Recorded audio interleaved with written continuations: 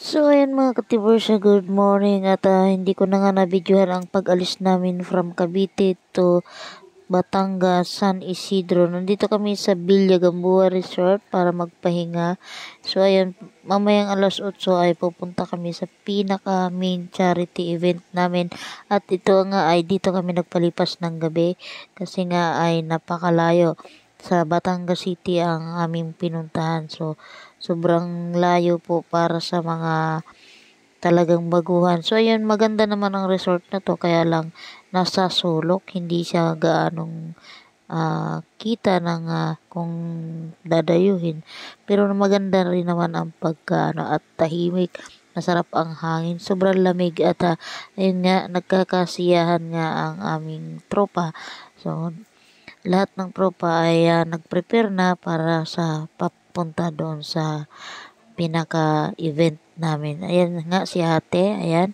At ayun, prepared na ang lahat para papunta na kami doon sa At sa nga, venue. bago kami magpuntahan sa pinaka-venue namin ay aya munang magkantahan si Init Bunso at ang isang tropa natin si Caps Jun. At ayun, may nakahubad. Bawal yan, char.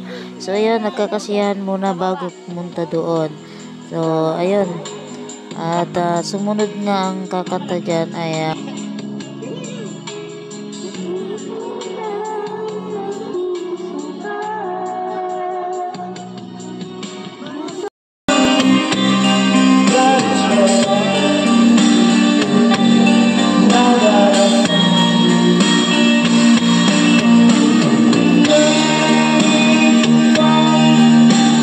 ayun nga mga katibursya, paalis na kami niyan.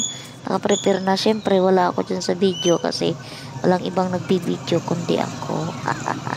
So, ayun.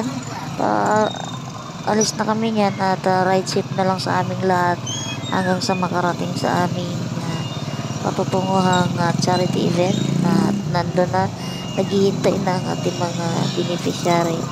Tayo magtungo na doon para sa pagpatuloy ang ating adikain para sa ating tulungan.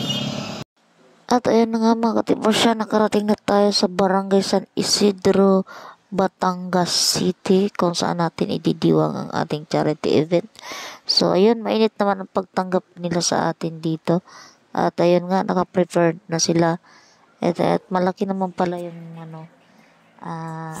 lugar para sa charity event. Ayan. So ganyan.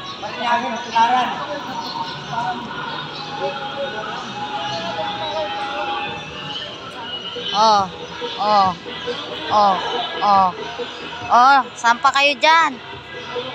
Ayan. Ito. Batangas. Tapos